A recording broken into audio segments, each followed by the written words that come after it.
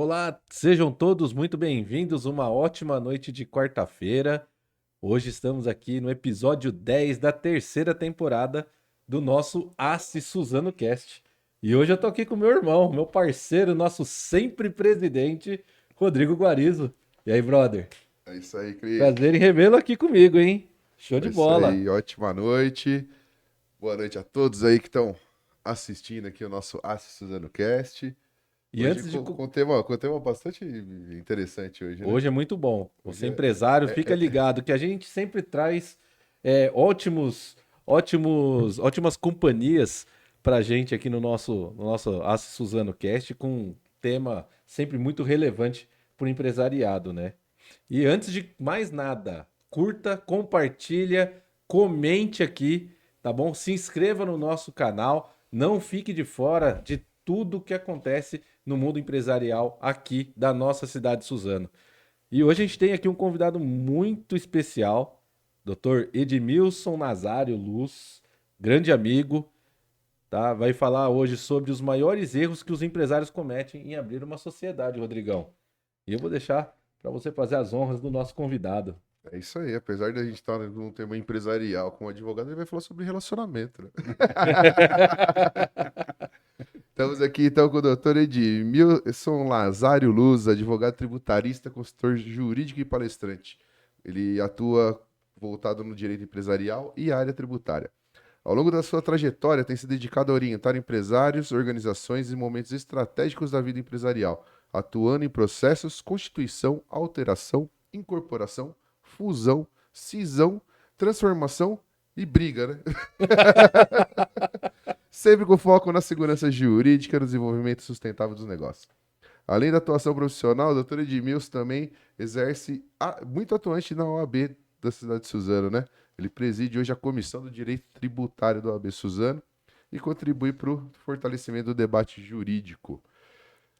Também é idealizador do projeto Advocacia na Prática, iniciativa lá da OAB Suzano, que aproxima estudantes e profissionais da realidade do exercício da advocacia, promovendo aprendizado e desenvolvimento profissional. Tem ampla experiência no universo empresarial, tributário e societário. E ele vai trazer aqui para a gente uma visão prática dos desafios que a gente enfrenta aí como empreendedor, como sócio, né? É um casamento a sociedade, né? Sociedade é um casamento, Ah, empresa é um casamento, muitas né? vezes é aquela questão, duas alegrias, né? Uma quando começa, outra quando que encerra. Mais É ou igual um menos Fiat isso. 147. Muito bem-vindo, doutor Edmilson. Prazer Bem-vindo. receber você aqui. Muito obrigado, muito boa noite, obrigado pelo convite. Vai ser um prazer participar aqui desse bate-papo com vocês. Vai ser bem legal, viu? Vamos conversar um pouquinho a respeito aí dessa parte de escolha de sócios, essa parte do planejamento, né, que precisa ser feito. Uhum. E para a gente começar, qual seria assim o maior erro que os empresários cometem a abrir aí uma sociedade? O que que você tem para passar aí para quem está nos assistindo e para a gente que está aqui também, né, para a gente não se meter em roubada? É como o Rodrigo colocou muito bem, a sociedade é um casamento. A diferença é que a sociedade é um casamento de negócio e o casamento é uma sociedade conjugal. Mas ela tem o mesmo vínculo, vamos dizer assim. E eu diria que são vários erros, né? Mas eu destaco dois. O primeiro é a falta de planejamento. Então, a pessoa resolve abrir uma empresa, o que que ele faz? Ele faz um levantamento de custo que ele vai ter para começar aquela empresa e ele vê se ele tem aquele dinheiro para aquele custo. Só que ele esquece que ele precisa ter esse dinheiro pelo menos vezes 6, que é para tentar manter esse negócio aberto durante esses 6 meses para ele sentir o mercado. Mas normalmente eles se limitam a fazer um planejamento apenas com relação ao custo que ele vai ter naquele momento. É na emoção. É na emoção. E quando se trata de negócio, quando se trata de empresa, é emoção zero. É Tem que só ser razão razão. total. Aí é onde entra a diferença do casamento. O casamento ainda tem um pouquinho de emoção, né? Mas o negócio, no negócio, o negócio é emoção assim zero. Esse é um dos erros assim que mais você se depara no dia a dia da abertura de novos empreendedores, novas empresas. E o outro é aquele funcionário que ele tem um cargo numa empresa, ele é um funcionário CLT, ele tem um bom cargo, um bom salário, e um belo dia ele fala assim, acho que eu vou sair, eu vou abrir uma empresa. Aí ele faz um cálculo ali muito rápido e ele vê que ele vai, na empresa, ele vai ter um pouco mais do que o salário que ele ganha. Só que ele esquece que ele não tem nenhum custo no salário. O custo é por conta da empresa. E quando ele abrir a empresa, ele vai descobrir que ele tem custo, mas aí já é tarde, aí ele já pediu demissão, ele já pegou o dinheiro da rescisão, já investiu na empresa, e aí realmente é um erro muito grave. E assim, que acontece muito. Aí a emoção tomou conta. Aí a emoção tomou conta. E quando a emoção toma conta num negócio, a possibilidade disso não dar certo é muito grande, infelizmente. E como é que você avalia, assim, uma análise da escolha de um sócio? Às vezes a pessoa fala, tô aqui, tenho um dinheirinho, vou montar uma empresa, mas falta uma Márcio quiré. Demônios. Vou chamar Demônios, né? vou chamar o Rodrigão aqui, Meu Mano, amigo. vamos entrar com o negócio aqui? É. Eu tenho um tuk-tuk, falta aí mais umas 100 gramas, entra comigo, te dou tantos por cento e tal, mas sem uma pré-análise, sem um estudo, né?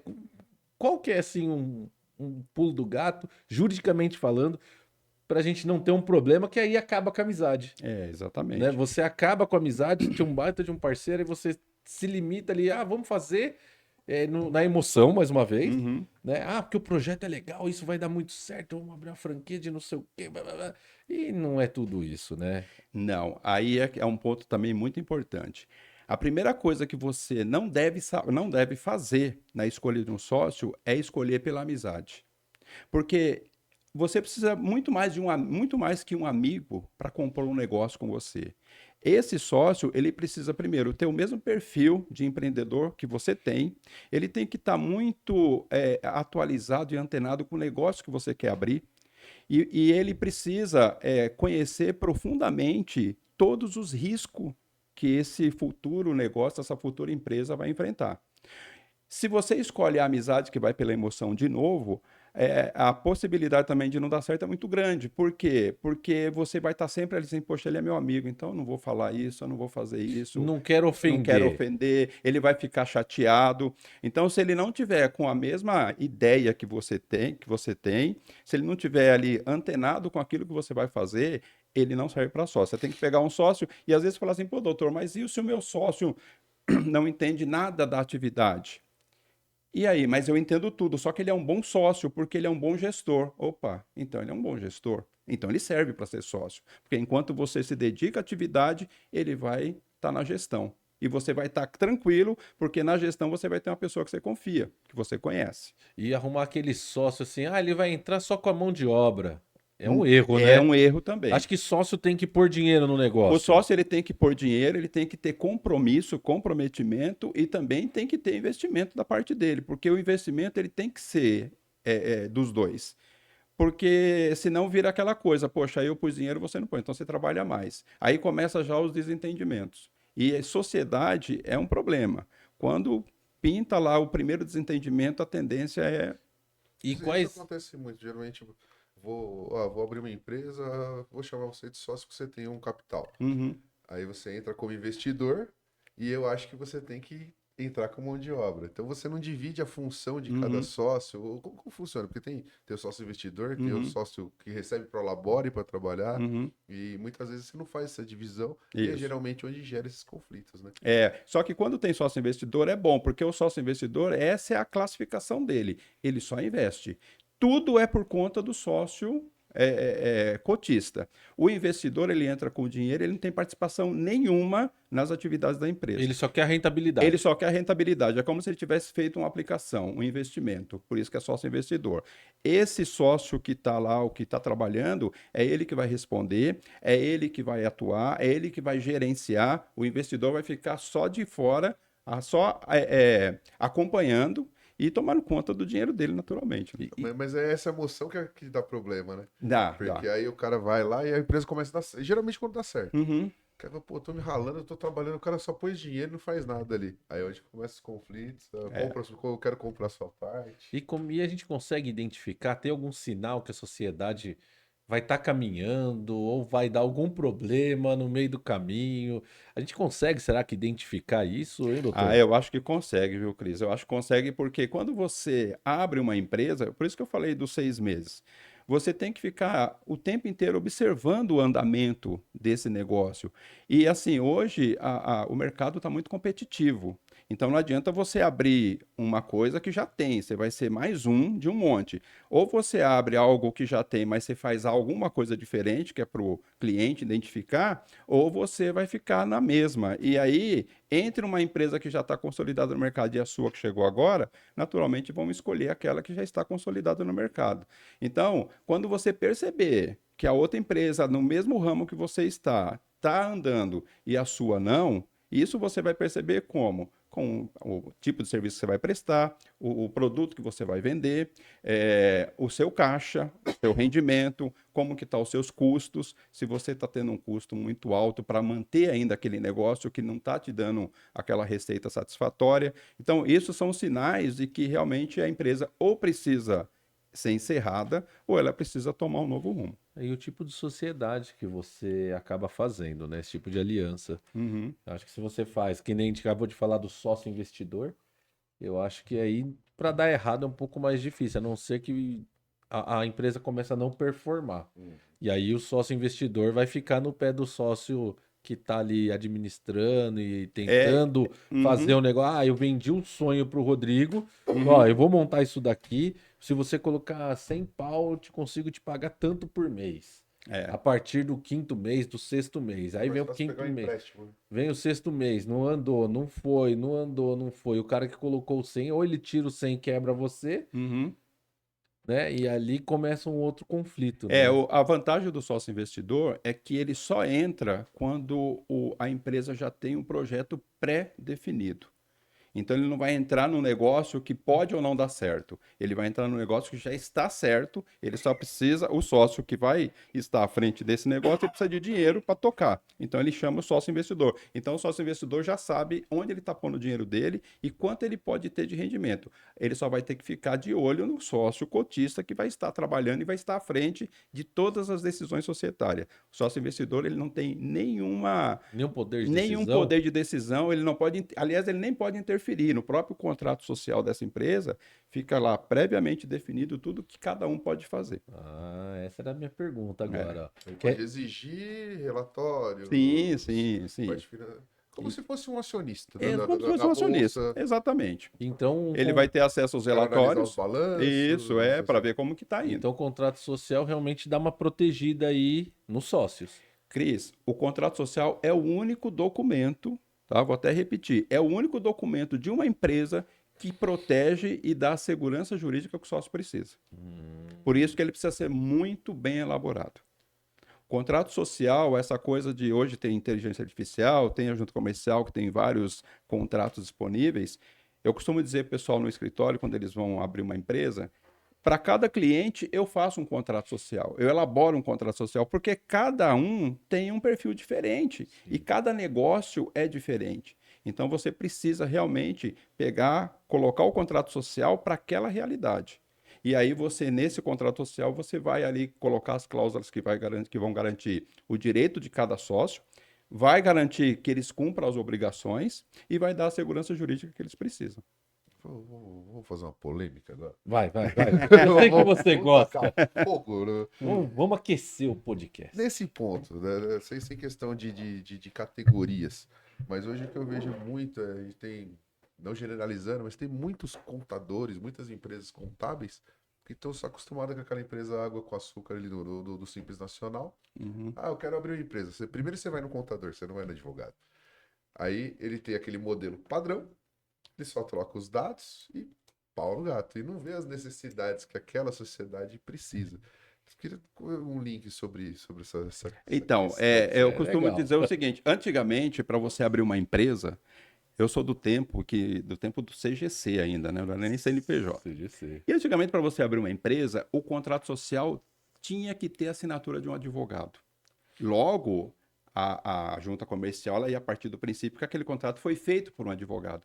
E assim, nada contra o profissional da contabilidade, nada. Mas eles não têm conhecimento suficiente para fazer um contrato social que garanta ao sócio e à empresa a segurança que ela precisa. Então a gente fala, procura um advogado para fazer o seu contrato social. E outra, também não é advogado criminalista, tem que ser advogado que tem especialização naquela área. E aí, o que que acontece? Com essa coisa do contrato de copia e cola, quando você só vai descobrir o problema que esse contrato gerou o dia que ele for acionado. Uhum. Eu tive um exemplo assim de contrato social que o meu cliente chegou no escritório e ele fez o seguinte. Ele lembra que eu falei para você de não colocar o amigo como sócio? Uma empresa familiar, uma empresa pequena familiar, e tinha uma pessoa lá que era de muita confiança deles, amigo da família, trabalhou muito tempo lá e falou assim: quer saber? Vamos dar uma participação para ele na sociedade, porque, poxa, ele merece, né? É uma forma da gente retribuir tudo que ele faz pela empresa. Tudo bem, 10% para essa pessoa. E um belo dia, esse rapaz, a empresa nessa época era pequena, o capital social da empresa acho que era R$ 100.000, ele entrou lá com os 10 mil, integralizou o capital, tudo certo. Só que a empresa, durante todo o período que ele participou, o patrimônio líquido da empresa foi para 2 milhões. E o capital social da empresa estava em 300 mil. E o patrimônio líquido, 2 milhões. Tudo bem, até aí tudo certo também. Aí esse rapaz se separa. A esposa dele procurou um advogado especialista em empresa, e tributário e divórcio, por isso que eu também faço divórcio. E o advogado ele chegou e falou assim, ela falou assim, ó, ela entrou com a separação, aí ela falou assim, ó, a gente tem um carro, tem a casa, ele tem a participação na empresa aqui, a empresa é 300 mil, ele tem 10% aqui dos 300 mil, então 30 mil aqui, 15 mil é meu. O advogado falou assim, não, ele tem 10% do patrimônio líquido dessa empresa. Ele tem 10% dos 2 milhões do patrimônio líquido. Quando você entra de sócio numa empresa, você tem a participação do patrimônio líquido, porque você ajudou a construir Sim. aquele patrimônio. E o cara ficou desesperado. O cara chegou lá no escritório e falou assim, doutor, o que eu faço? Eu falei assim, agora você senta e chora. Contrato mal redigido. Você jamais deveria ter Nossa. dado para ele a possibilidade dele participar da empresa. Você podia ter dito para ele o seguinte, olha, em consideração, vou te dar um cargo de diretor administrativo geral. Fora a diretoria, fora o sócio, é você que responde. Ele estaria feliz da vida. Mas quando você deu, você foi bem intencionado. Quem está sendo mal intencionado é a mulher dele. Mas olhando do lado jurídico e direito, ela está certa. Porque se eu estivesse fazendo, eu também iria fazer isso. Sim. E aí, nessa hora é que falta a assistência do advogado.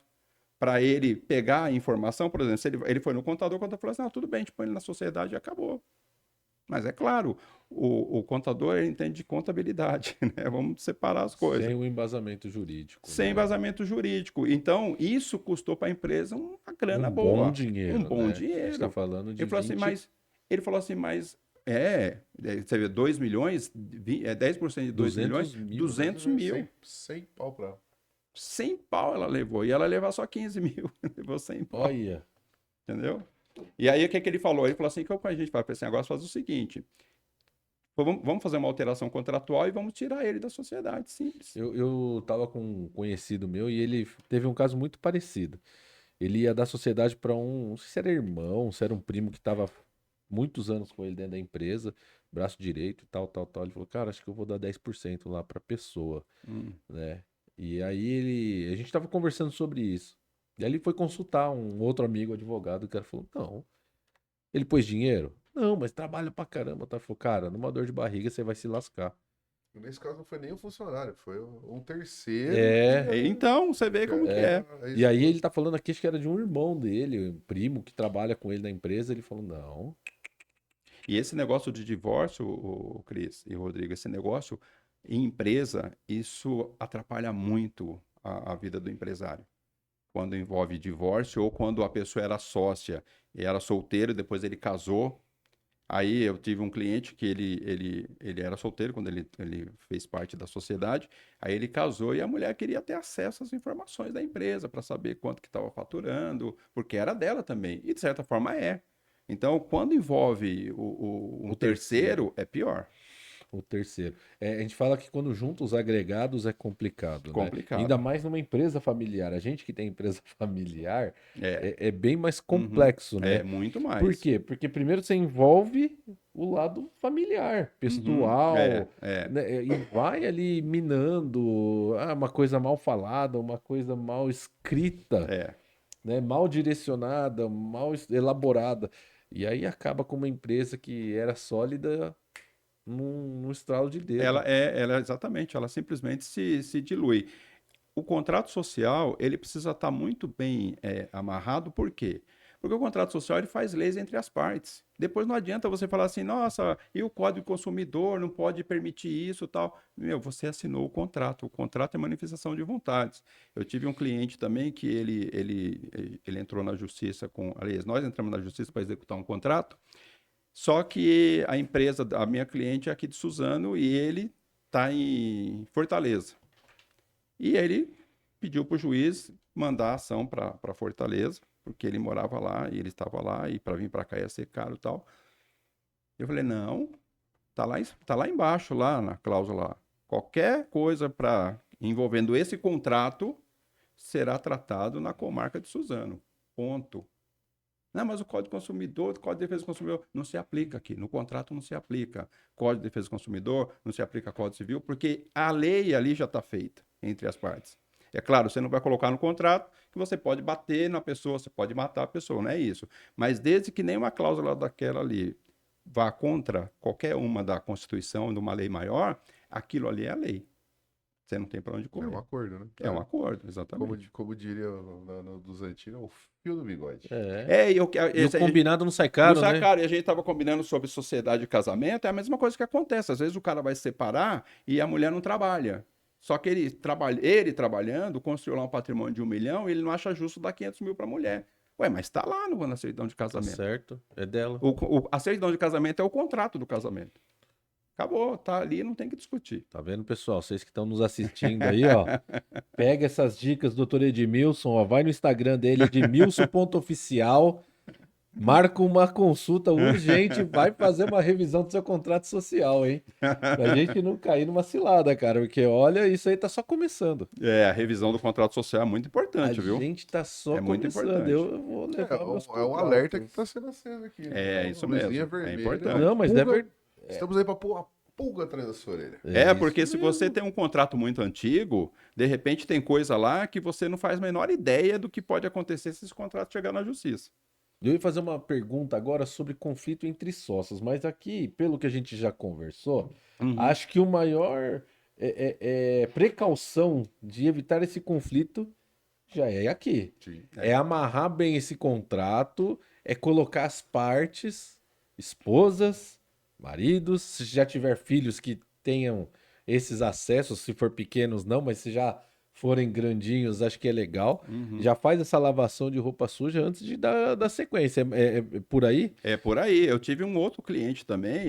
Você trabalha nessa área, você fica assim, você se depara com várias situações que você não imagina que isso realmente um dia pode acontecer.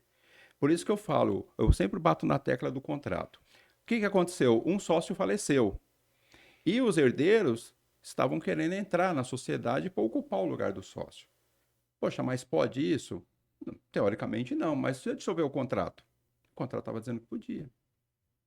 Aí o cliente falou assim, agora o que eu faço? Eu lembro, teve uma época que virou moda colocar previsibilidade por falecimento, exatamente. Aí o cliente falou assim, o que eu faço? A mesma coisa, você sente e chora. Você está no contrato. Não, mas a lei permite? Esquece a lei. O contrato está aqui, está dizendo que pode. O que você tem que fazer? Você tem que negociar agora com eles e alterar o seu contrato para mudar essa cláusula. Que, no caso de falecimento, será levantado todos os direitos e haveres do falecido e transferido para os seus herdeiros, ponto. Acabou, não tem que falar. Mas a critério... Estava assim, ó. A critério dos herdeiros, eles poderão ou não participar dos negócios da sociedade. Olha que absurdo. Poderá ou não.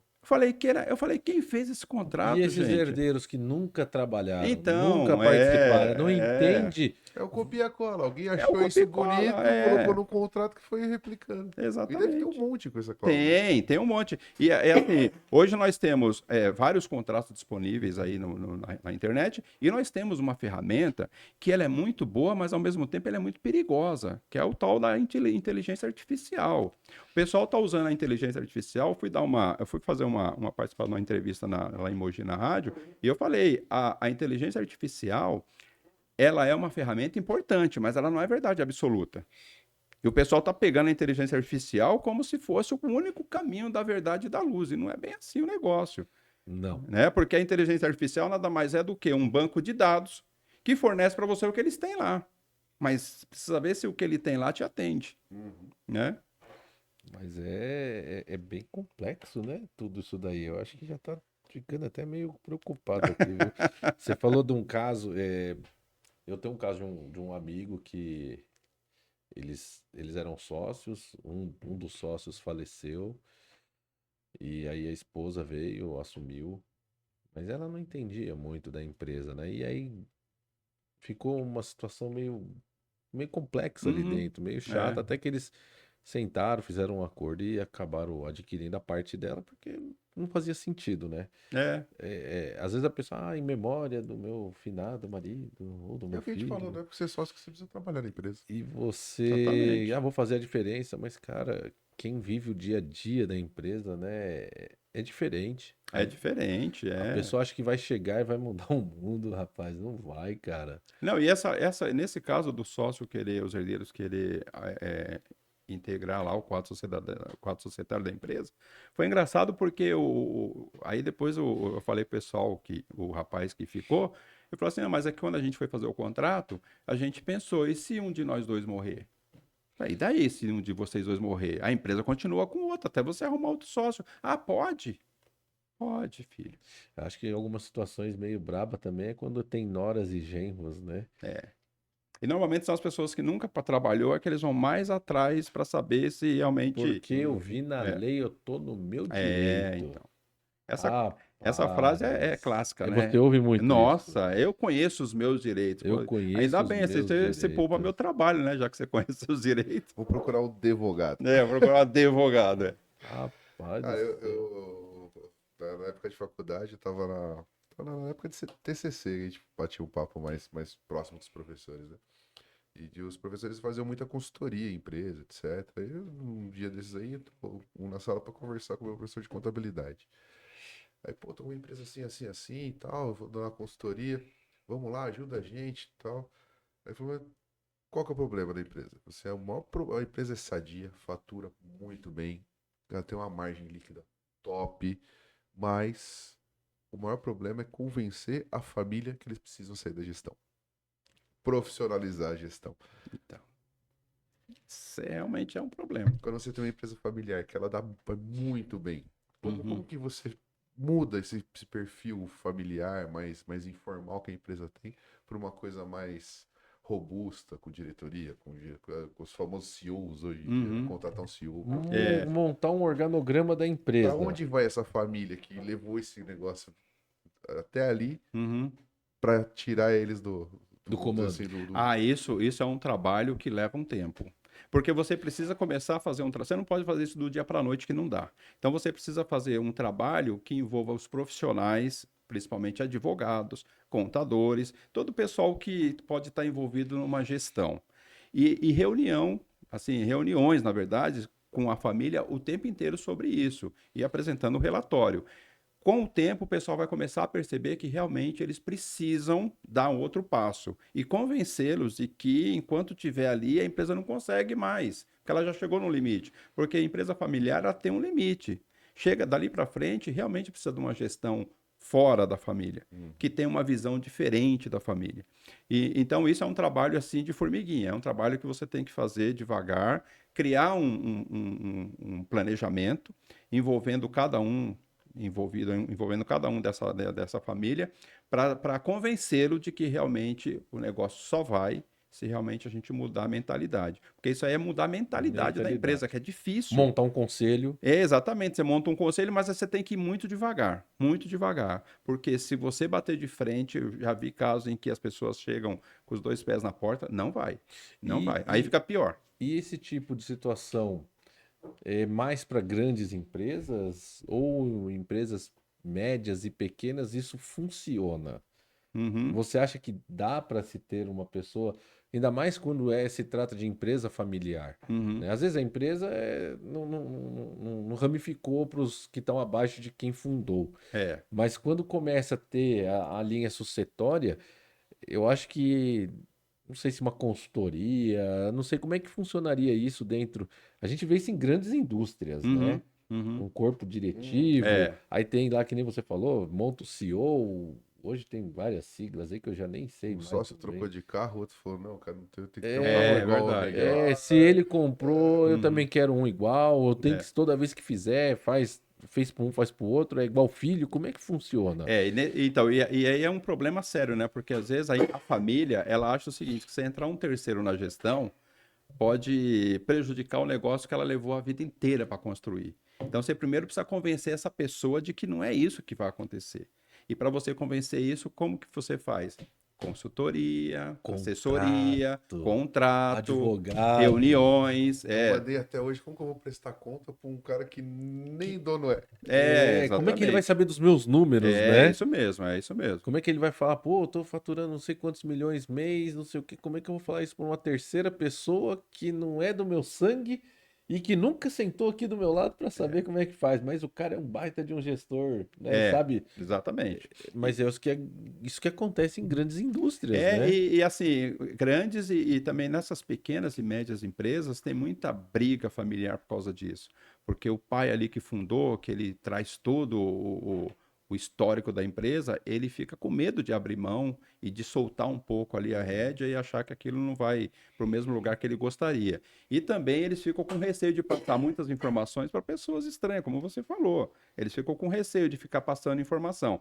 Só que é o que eu falei, você tem que fazer um trabalho de formiguinha, tem que ser um trabalho muito bem elaborado, com profissionais especializados, para convencer essa pessoa que realmente ela precisa ir para uma nova realidade, porque senão a empresa não vai sair dali. É fácil? Não, não é fácil, mas se você tiver paciência, você consegue. Tem casos, né, Rodrigo? Vamos lá, você, um amigo meu, tava ali avulso, trabalhando, ganhando um valor, aí eu chamo você para trabalhar comigo, você desempenha bem, aí a nossa empresa começa a crescer, performar. Aí eu vou chamar o Rodrigo para cuidar do meu negócio, sem consultar o doutor Edmilson e sem a gente fazer isso daqui. Aí eu vou tirando umas férias do decorrer das semanas. Ó, eu trabalho só de segunda, quarta e quinta. O resto esses outros dias eu não vou, eu vou para não sei aonde, eu vou para praia já na sexta, volto É, só na domingo, na segunda, e você vai começando a tocar. Aí você começa a fazer umas atrapalhadas na minha empresa. é. Já vi algumas. Né? Você começa a fazer as atrapalhadas na minha empresa. Por quê? Porque não faltou isso aqui, faltou planejamento, Uhum. faltou Uma assessoria. uma assessoria e o departamento jurídico. É. Por isso que a gente fala, né? Às vezes o barato sai caro. Ah, minha loja é pequena, eu faturo pouco, não sei o quê, não vou contratar um advogado que eu vou ter custo Tenho amigos que demoraram anos para para recuperar, se reerguer. É. meses Então eu acho que, ó, mais uma dica, pessoal. Invista no que é seu. Invista em assessoria, na parte tributária, na parte de organizar documento e contratos, que a gente não vai ter essa dor de cabeça. Vai ser mais barato pagar um serviço hoje de um advogado, um especialista da área, do que lá na frente você pegar o amigo que lascou você, É, levou seu verdade. dinheirinho e quebrou a sua empresa. e às vezes não é nem maldade. Não, é Às Não, porque vezes não tem é desconhecimento. Desconhecimento, é, exatamente. Na maioria das vezes é desconhecimento. comprou errado. Tipo, o tributário. Tributário, a gente está no país que tem a maior complexidade tributária do Total. mundo. Vamos É. entrar agora nessa parte. E é outra coisa, quando E você quebra uma empresa. quebra uma empresa, Quebra. quebra uma empresa. E eu costumo dizer o seguinte, não adianta você querer fazer algo que você não tem conhecimento amplo e absoluto. Você pode conhecer muito bem do seu negócio, mas se você não tiver uma assessoria jurídica, uma assessoria contábil, seu negócio não anda. Porque isso depende do seu negócio dar certo também. Porque você vai trabalhar igual um camelo e não vai sair do lugar. Porque você está sem uma assessoria. Então, às vezes a pessoa fala assim, você vê na televisão, agora você pode entrar no site da Receita, no site lá do Simples e abrir o MEI, fazer inscrição no MEI. Você pode criar seu CNPJ. Cria um CNPJ para você ver quantas obrigações você vai criar junto com esse CNPJ. Recentemente, a gente viu quantas pessoas começaram a ser cobradas por falta de declaração, por falta de Exatamente. informação É. e valores pesados. Valores pesados. No direito tributário, existem duas obrigações: a obrigação principal e a obrigação acessória. E o pessoal só cumpre a principal, que é pagar o tributo. Só que a acessória, ela penaliza tanto quanto a principal. E aí, quando você abre um CNPJ, você não tem um acompanhamento contábil, uma assistência, uma assessoria, quando você descobrir, você já está todo enrolado com a Receita. E a Receita não perdoa, hein? Já falamos Receita de não perdoa. relacionamento, agora vamos falar de signo. O leão tá entrando na lua da cobrança. A Receita Federal não perdoa. Quais, assim, os conflitos mais comuns que você tem pego ultimamente? De sociedade, ou até de uma empresa simples que não tem sócio. Os casos mais complexos que você tem visto, que tem acontecido, de maior erro, que a gente acaba não se Uhum. precavendo. E que serve aí de insight para a gente colocar aqui e a gente aplicar também na nossa rotina. Assim, o problema que tem aparecido com muita frequência é esse desentendimento de sócio quando se trata de empresa familiar, por causa exatamente disso. Às vezes o filho acha que ele está trabalhando mais que o irmão dele está trabalhando menos, então por que que a participação é a mesma? Por que que a participação desse que trabalha mais é menor que a outra? Então tem muito esse tipo de conflito que a gente precisa administrar. E quando se trata de sócio que não era casado, se casou, que às vezes a esposa quer, parece uma coisa assim, sabe, tão difícil, mas não é. No mundo jurídico empresarial acontece muito disso. Apareceu o divórcio, que tem empresa no meio, aí começa uma briga, fica uma briga maior, porque tem a briga do divórcio e a briga com a empresa. Então, esses conflitos são os que mais acontecem. Quando tem empresa familiar, em que um está achando que trabalha mais que o outro, então começa a gerar aquela discussão, começa a gerar aquele atrito, e aí você precisa adaptar o contrato social de forma para que, mesmo discutindo, eles vão ter que seguir o que está no contrato social. Qual a melhor forma assim da gente se precaver? Por exemplo, vamos lá, o Cris tem lá 3 filhos, cresceram, começaram a trabalhar dentro da nossa loja. Eu tenho uma sociedade com o Uhum. Rodrigo tem mais 2 filhos, também mais ou menos na faixa etária, e eles também já começam a querer entrar.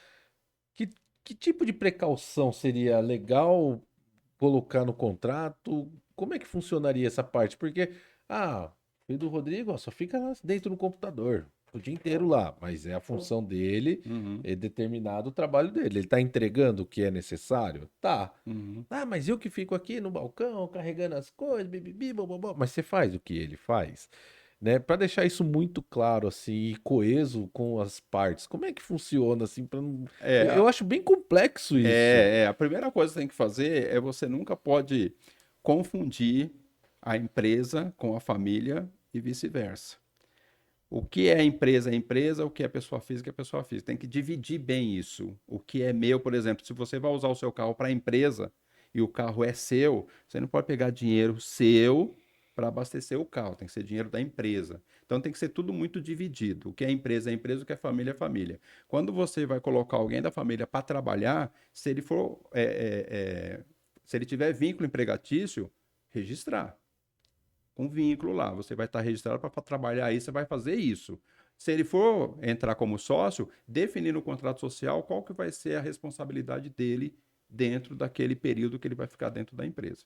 Então, para você evitar o conflito, talvez você não evite, mas você, pelo menos, você vai garantir que do jeito que está, não vai te dar problema jurídico, que é o principal. Para você ter a segurança jurídica, você define no contrato quem vai fazer o quê. E se não for no contrato, coloque em regime de registro CLT. Porque no registro você vai dizer, olha, ele vai entrar aqui como TI, então ele vai tratar ali da parte de computação, do computador da empresa. E o outro, ó, você vai fazer atendimento.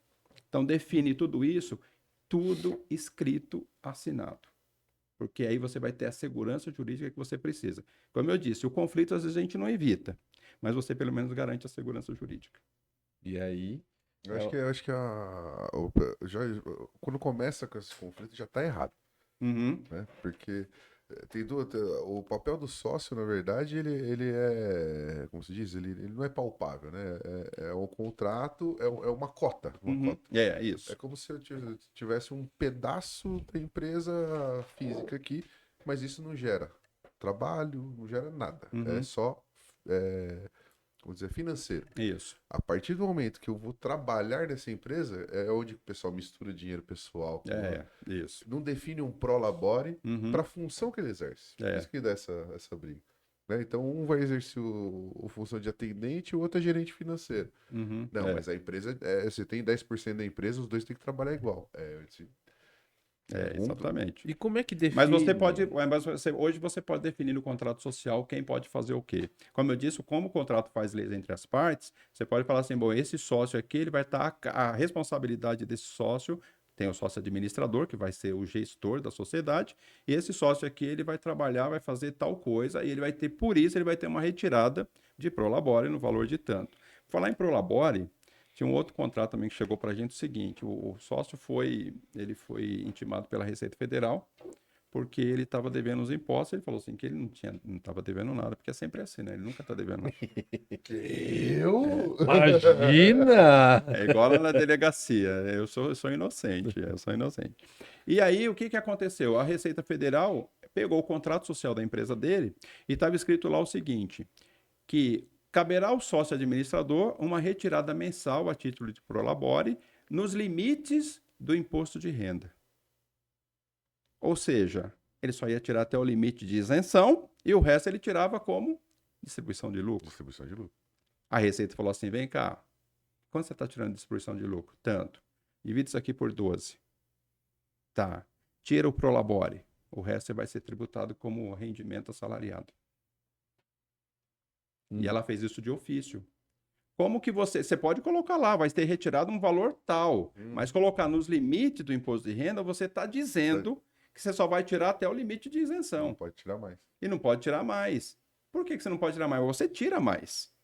E aí a Receita pegou e tributou o lucro dele. E uma outra empresa, ele era empresário individual. E ele prestava serviço só para um. Na verdade, sabe aquela coisa da terceirização, né? Que o pessoal abre empresa só para prestar serviço para diminuir encargos da empresa. E a Previdência Social fez uma fiscalização e falou assim, não, você só presta serviço para isso, então isso aqui é vínculo. Então nós vamos tributar tudo que você recebeu através de nota fiscal. Cabe uma discussão judicial? Cabe. Mas você ganha? Difícil. Porque é prova material. Todo mês você emite a nota para a mesma pessoa jurídica, com o mesmo prestador, o mesmo valor, o mesmo serviço. Isso aqui é vínculo empregatício. Não, é uma empresa. Não, a empresa é só para mascarar aqui o rendimento. Mas isso aqui é vínculo. E tributou o cara na Previdência, e a fiscalização foi da Previdência. E eles comunicaram a Receita, e a Receita foi e tributou também o imposto de renda. E sabe quanto? Os últimos 5 anos. A nossa legislação é complexa. É complexa, é por isso que precisa de uma assessoria. Ele tenta achar atalhos, mas no final esse atalho sai caro. Você pode até encontrar o atalho, mas faça isso com acompanhamento de um profissional, porque aí o profissional vai estar te dizendo o tempo inteiro, ó, vai por aqui, entra aqui, faz aqui. Agora, se você vai, sabe, você acha que sabe... Meu amigo tá fazendo... meu amigo tá fazendo, não dá nada, por que eu não vou fazer? Nunca deu nada, né? Putz, agora pegando um gancho nisso, né? Representante comercial, por exemplo, ele emite nota para a empresa. Isso também pode gerar vínculo empregatício? Não, representante comercial não. Não. Não, porque na verdade... Se tiver como representante comercial. Se tiver como representante comercial. Então, assim, agora é uma outra polêmica, tá? Mudando as escalas. Comissão faz parte de salário. De 6 por 1 para 5 por 2, o cara quiser... É legal que tá Tá tudo na pauta, né? Tá tudo na pauta. Isso que eu tô achando legal, que tá tudo na pauta. Tá tudo na pauta, tô lascando ele, não tem nada na pauta, eu tô só fazendo pergunta aleatória.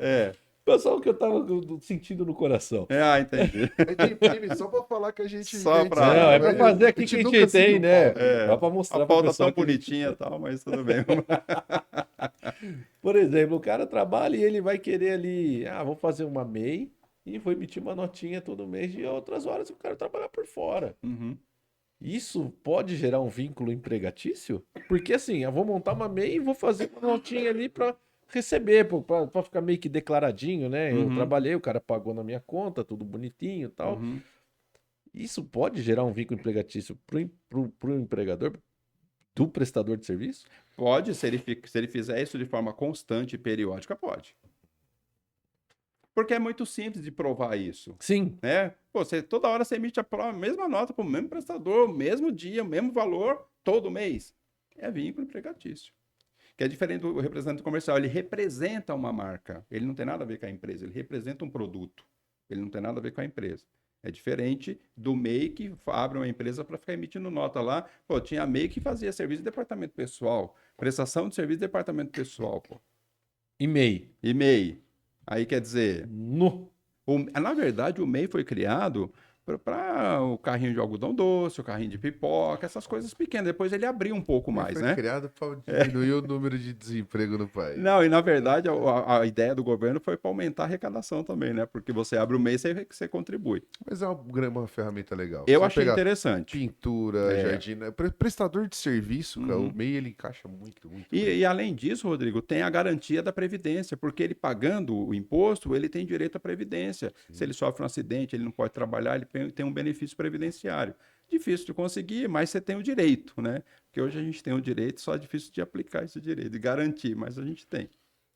Eu tava. Vou tentar puxar um assunto. Da Vai pauta. tentar puxar um da pauta? Vou tentar puxar Então vai. Só para contrariar. É. Proteção patrimonial. Hoje eu ouço muito falar de holding, tem famílias aí que tem 2, 3 tipos de empresas diferentes, né? E às vezes uma vai pro vinagre. Sim, Porque, pô, sim. ser empresário hoje no Brasil é uma luta, né? É. O índice de mortalidade de CNPJ é altíssimo, né? No primeiro ano Infelizmente. é 90%. É. Então aquele cara se aventurou e porventura ali uma das empresas abriu o bico, vamos dizer assim.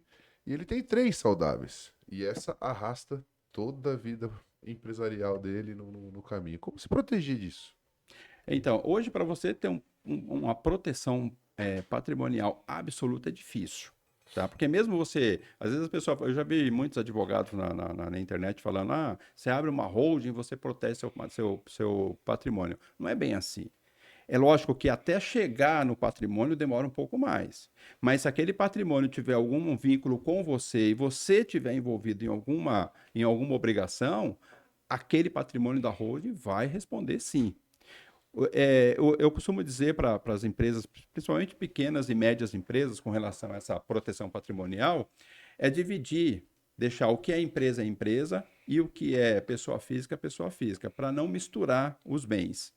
Para que você possa ter, de certa forma, uma proteção, não uma proteção total, mas você acaba tendo uma pequena proteção. Quando você tem um bem que é seu e você usa para a empresa, esse bem ele acaba ficando exposto para a empresa. Então, o que é seu, o que é da empresa, é da empresa. Aí você já tem uma pequena proteção. Quando você tem várias empresas, você tem um patrimônio muito alto, você vai abrir uma holding para incorporar todas essas empresas. Bom, mas você tem uma conta numa empresa que foi para o vinagre. Tem alguém daquela empresa que está dentro dessa holding aqui? Claro que tem. Porque a empresa é do mesmo grupo. Então, vai chegar aqui? Vai. Ela vai liquidar lá primeiro, mas ela vai chegar aqui. Ela respinga. Ela respinga. Porque ela tem uma ligação, não tem como você proteger esse patrimônio. Se o CNPJ ele é uma personalidade jurídica independente, é injusto, né? Não, mas aí entra uma ação que chama despersonalização da pessoa jurídica. Acaba o CNPJ e vai tudo para o sócio.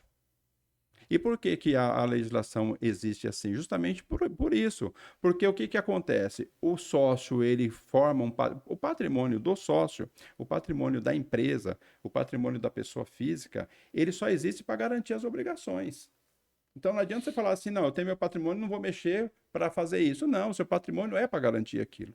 Então, hoje você fala assim, bom, eu tenho um CNPJ aqui e um aqui. Mas quem está nesse CNPJ? Eu. Quem que tem a obrigação lá? Eu. Não, vai chegar aqui.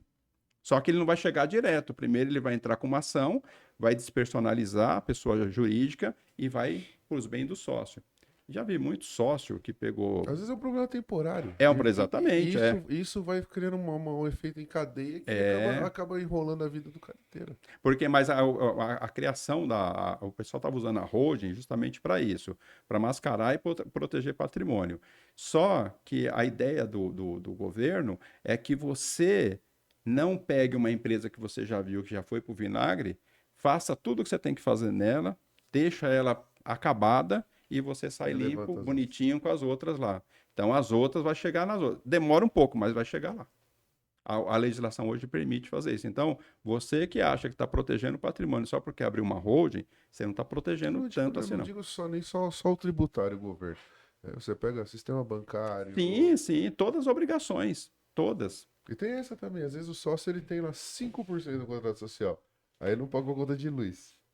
Aí, se o crédito do banco Trava. trava. Tem mais um detalhe com relação à execução tributária. Se você tem uma empresa, tá? Vocês dois têm uma empresa. Você tem 95%, ele tem 5%. Vocês têm uma dívida de 1 milhão de imposto, por exemplo. É uma empresa boa, né? Faturou 1 milhão, empresa boa. Aí o fisco, a fazenda entra com execução para cobrar essa dívida.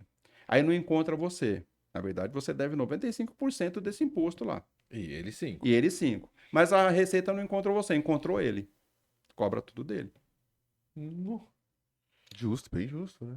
E aí depois, aí sabe o que ela fala? Você Agora, ganhou 5%. agora você vai atrás dele para ele cobrar, para ele pagar a sua diferença. Na ineficiência do Estado, eles transferem a responsabilidade para o Sim. empresário sempre. Eles não perdem, né? Não. Não Eles perdem. nunca Você perdem. sabe que esse negócio da ineficiência do Estado, eles sempre jogam a responsabilidade para a empresa e para o contribuinte. Sempre assim. Você vê, antigamente, quando você ia fazer a declaração de imposto de renda, você tinha um dependente, você aparecia na declaração da avó, da mãe, do tio, do pai, o mesmo dependente. O que a Receita fez? Agora, o dependente tem que ter CPF. Com CPF, eu vou saber que ele é só um. Se aparecer nas outras declarações, é porque é fraude. E como fazer para esse dependente ter CPF? A Receita firmou um convênio com o cartório de registro pessoa natural, e quando a pessoa nasce que vai registrar, já sai o nome do CNPJ na certidão, do CPF na certidão. Por que Quase sai? ele mandou um SIC agora. SIC. Porque... Beijinho? Antigamente era o SIC, né? Tinha que plastificar. E aí o pessoal fala assim, nossa, que legal, agora meu filho já sai do cartório com o CPF, eu não preciso ir atrás e tal. Não foi para facilitar a vida do filho, foi para facilitar a vida do fisco, né, do filho. Porque assim eles controlam melhor. Até porque nós todos somos um CPF para a empresa, né? Não somos para a Receita. Nós não somos pessoas. O CPF é único, é federal, né? Exatamente. O RG dava muito problema porque era estadual. Exatamente. A emissão, o controle. Eu vou seguir mais uma pergunta da pauta. Cada estado tinha um. Vou seguir mais uma da pauta. Vamos lá. Pode? Pode mais uma? Quais os erros tributários que mais comprometem uma sociedade? Então, isso é interessante, né? Quais são esses erros? O empresário achar que ele entende de tributo.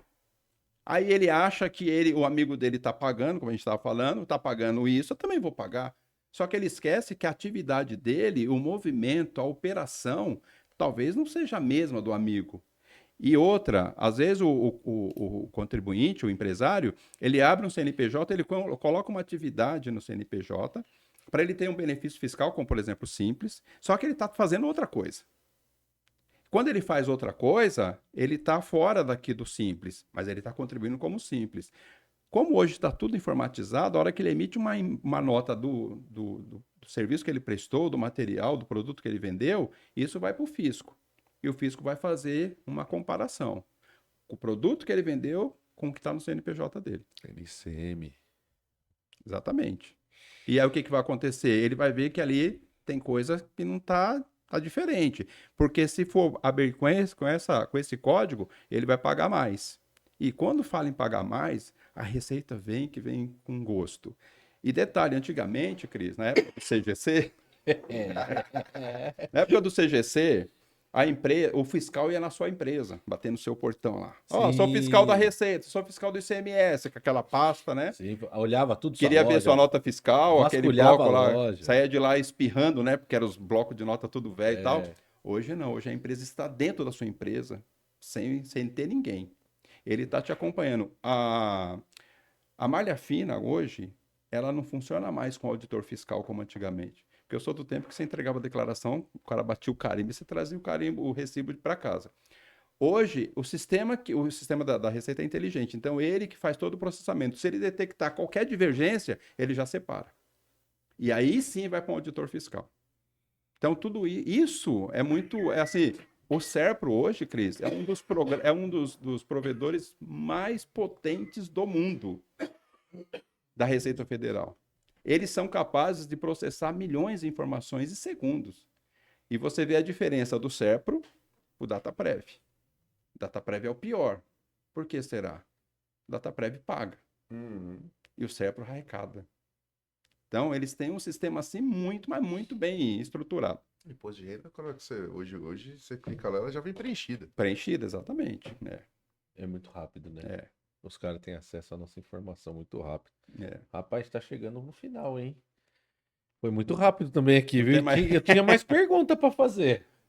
Mas eu acho que vai ter que chamar ele pra mais um episódio. Pra gente falar aí Tem da, assunto da pra parte falar de aí. reforma tributária nessa A gente falou praticamente só de contrato e relação de sociedade. Essa, viu? Né? A parte tributária a gente Nem mexemos nem ainda. mexemos. Mas tem uma parte que eu acho Substituição interessante falar aí, ó. reforma tributária. É, dessa parte da assistência aí que eu pedi para ela acrescentar. Acho que do item, último item aí. Mano, Onde tá? Pode falar. Aqui é livre. Pode falar. A gente Aqui nós não seguimos. com relação a você, antes de abrir uma empresa, antes de você fazer uma alteração no seu contrato social de uma empresa aberta, Tá. antes de você se achar que você pode ser um MEI, procure um profissional da contabilidade, procure um profissional da advocacia, porque isso faz toda a diferença. Ontem uma moça me procurou para perguntar, ela falou assim, doutor, eu estou querendo abrir um MEI, o que que você acha? Eu falei, depende. O que você vai fazer? O que que você vai fazer, qual é o seu faturamento, porque você não vai ter só o custo da abertura. Você vai ter que ter uma assistência contábil para fazer a sua contabilidade, para cumprir com as obrigações do MEI. E se você não fizer isso, você vai pagar multas muito maiores do que o imposto que esse MEI vai te obrigar a pagar. Então, procure um profissional, procure uma assistência, procure uma assessoria. Não precisa ser o doutor Edmilson, não precisa ser um conhecido, mas que seja alguém da confiança. Porque isso, Cris, faz toda a diferença, Rodrigo. No final das contas, e essa consulta que ele pagar não vai significar absolutamente nada, porque vai livrar ele de um monte de dor de cabeça. Aí. Importantíssimo. As Então, dicas do nosso. a gente cansa de falar, né? Nunca se abre uma empresa na emoção. Nunca. Não. Mas no A brasileiro. A gente tem etapas para seguir. Você tem que procurar um bom advogado, um bom contador. É verdade. Um bom lugar para fazer uma pesquisa de mercado para ver se sua empresa vai ser viável. Né? Às vezes você vê empresas muito boas, comércios muito bons e Não performa. e às vezes num ponto errado, lugar errado. ele não.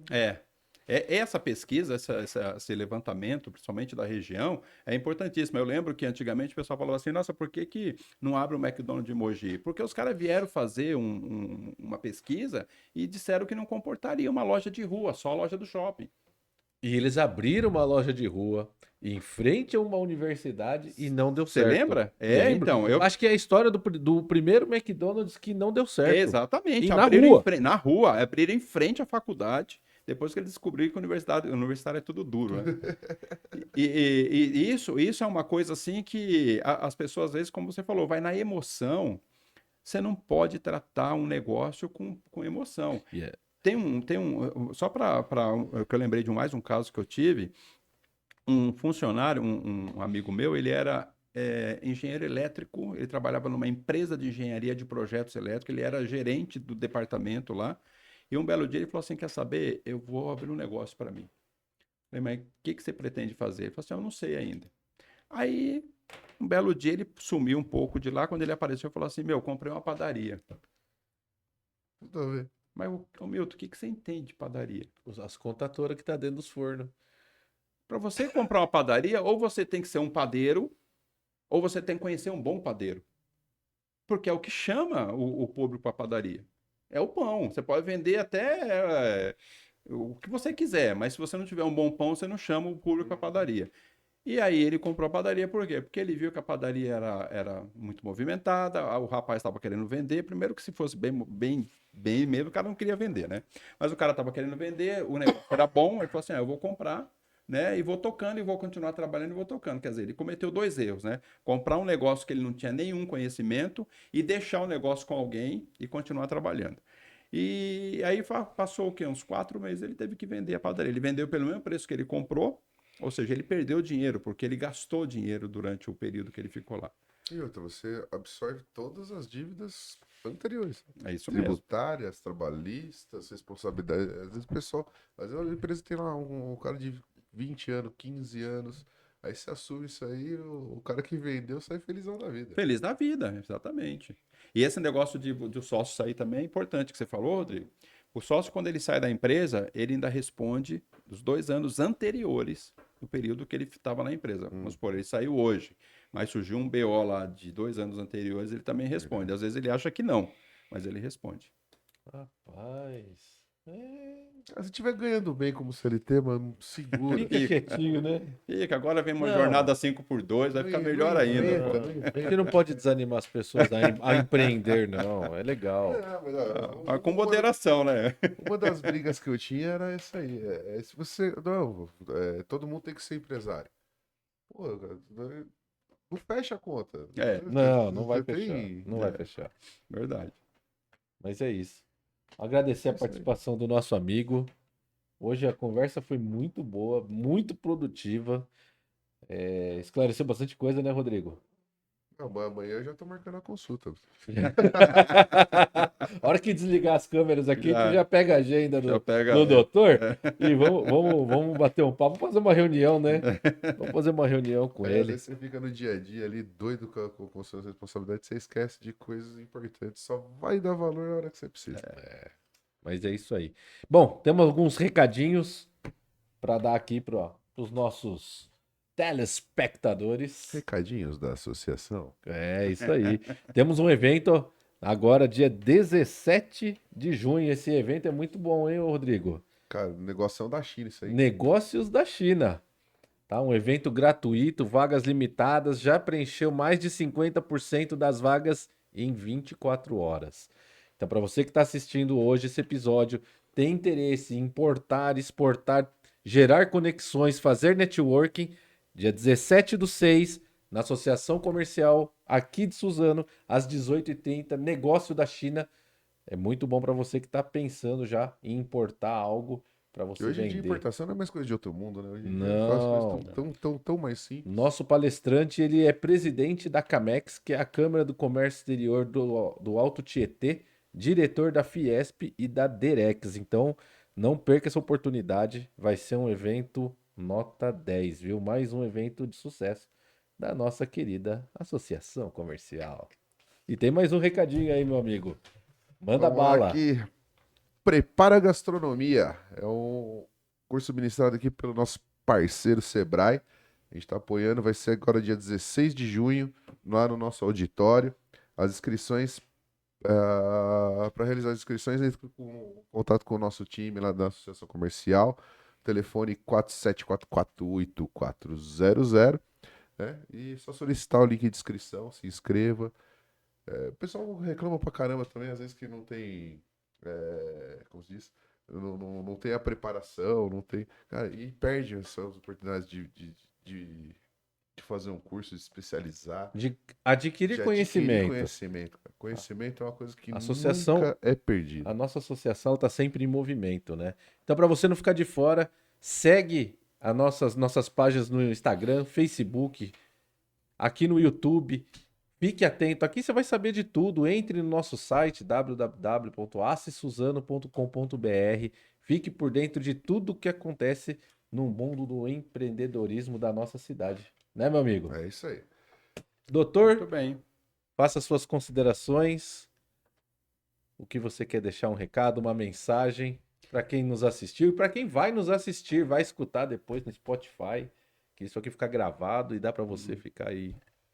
Bom, primeiro eu quero agradecer assim, o convite. Foi muito bom participar desse bate-papo aqui com você, com o Rodrigo. É um bate-papo aqui entre amigos, mas a gente não deixa de fazer vários alertas para as pessoas que querem empreender, querem abrir sua empresa. E o recado que eu deixo é esse: a gente está falando sobre conhecimento. Busque conhecimento, porque conhecimento liberta. E se você não tem conhecimento, busque com quem tem. No caso da empresa, busque uma assistência jurídica confiável, uma assistência contábil confiável, que o seu negócio vai ter muito mais chance de dar certo. Muito obrigado. É isso aí. A todos, meu muito obrigado. Obrigado, doutor. Obrigado à nossa técnica, Diegão. Forte abraço, que está aí sempre com a gente nessas noites. Meu amigo Rodrigão, meu sempre presidente, meu parceiro, meu irmão. Obrigado por ter vindo hoje comigo aqui. Sempre um prazer. Agradecer a todos que estavam nos assistindo até essa hora. Fiquem com Deus, uma boa noite. Ótima noite a todos. Obrigado.